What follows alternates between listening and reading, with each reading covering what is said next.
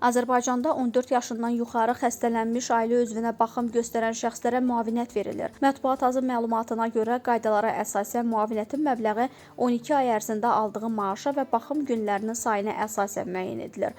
Ailə üzvünə qulluq edildiyi zaman müavinət ən çox 7 təqvim günü üçün verilir. Lakin xəstənin vəziyyəti ağır olduqda və ailənin yaşayış şəraiti nəzərə alınaraq istisna hallarda bu müddət uzadıla bilər. Belə hallarda da müavinətin verilmə müddəti ümumilikdə 10 gündən artıq ola bilməz. Bu qərar çətin vəziyyətdə olan ailələrin sosial təminatını gücləndirmək məqsədi daşıyır. Qeyd edək ki, 14 yaşından yuxarı xəstələnmiş ailə üzvlərinə qulluq edilməsinə görə müavinət aldıqdan sonra növbəti məzuniyyət vaxtı xəstələnmiş ailə üzvünə qulluq etmək üçün müavinət verilmir.